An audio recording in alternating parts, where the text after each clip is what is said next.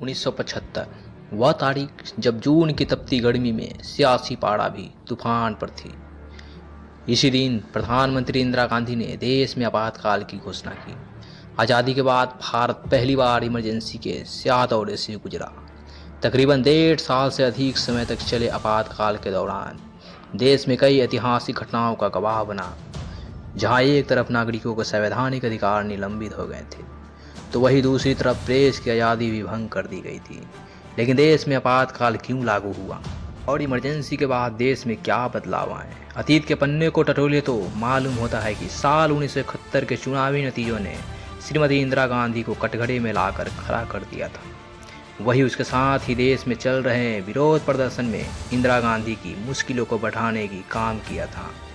दरअसल 1971 के चुनाव में श्रीमती इंदिरा गांधी ने रायबरेली सीट पर अपने समाजवादी प्रतिबंधित राज नारायण को 1,11,000 से अधिक वोटों से अंतर से शिकस्त दी थी। वही राज नारायण ने चुनावी नतीजों की चुनौती देते हुए इलाहाबाद उच्च न्यायालय में अपनी याचिका दायर की। मामले की सुनवाई करते हुए उच्च न्यायालय के न्यायाधीश जगमोहन लाल सिन्हा ने 12 जून 1975 को चुनावी परिणाम को खारिज कर दिया और राज नारायण को विजेता घोषित कर दिया। इसके साथ ही श्रीमती इंदिरा गांधी को लोकसभा सदस्यता को भी समाप्त कर दिया। लेकिन हाई कोर्ट के फैसले को इंदिरा गांधी ने सुप्रीम कोर्ट में चुनौती दी। हालांकि 24 जून 1975 को जस्टिस वी.आर. कृष्णा अय्यर ने उनकी योग्यता को बरकरार रखा, लेकिन उनकी अपील की समाधान होने तक उन्हें पद पर बने रहने की अनुमति प्रदान की। वही इस कहानी के दूसरे छोर देश भर में विरोध प्रदर्शन चल रहे थे। जयप्रकाश नारायण यानी जेपी को मौजूदा राजनीतिक से दूर थे, लेकिन बदलते समय के कटघरे के साथ जेपी एक बार फिर मुख्य राजनीतिक धारा से जुड़े और देश में एक नए आंदोलन की बिगुल फूंका। और इसके साथ ही देश के अन्य प्रांतों में उठे विरोधी स्वर राजधानी दिल्ली में एकत्रित हुए। रामलीला मैदान में हुंकार भरते हुए जेपी ने दिनकर की मशहूर कविता की पंक्ति "सिंहासन खाली करो, जनता आती है" का उद्घोष किया।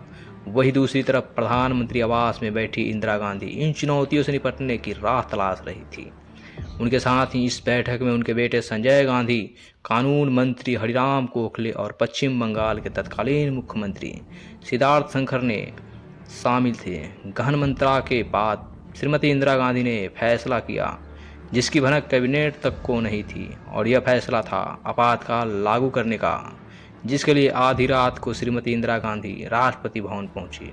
और इसके साथ ही भारतीय इतिहास में 25 जून 1975 की तारीख स्याही अक्षरों में दर्ज हो गई, जब राष्ट्रपति फखरुद्दीन अली अहमद ने प्रधानमंत्री श्रीमती इंदिरा गांधी की सलाह पर कार्य करते हुए संविधान के अनुच्छेद आपातकाल की घोषणा की।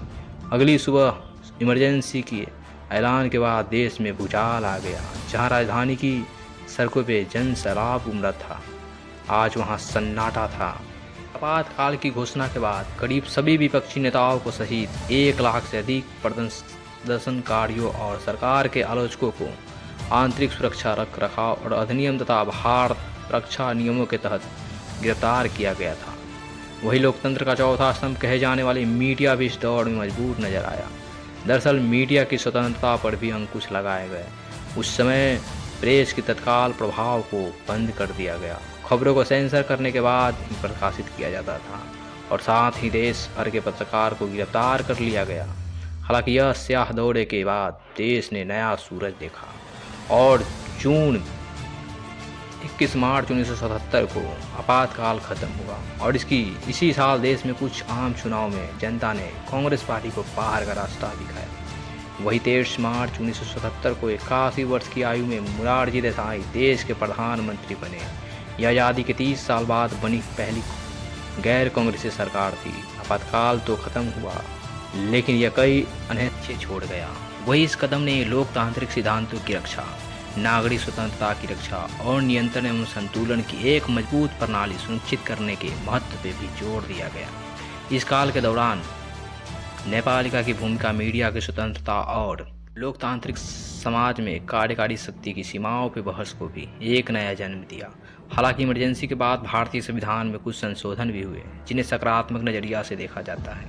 जिसमें संविधान की प्रस्तावना में समाजवादी, धर्मनिरपेक्ष, अखंडता जैसे शब्दों को जुड़ना और संविधान में मौलिक कर्तव्यों का शामिल होना कुछ ऐसे ही उदाहरण हैं। इसी तरह 25 जून 1975 के इतिहास के पन्ने में स्याही में दर्ज हो गया। दोस्तों, आज के एपिसोड में यह कहानी यहीं तक। फिर मिलते हैं किसी नई एपिसोड में किसी नई कहानी के साथ। तब तक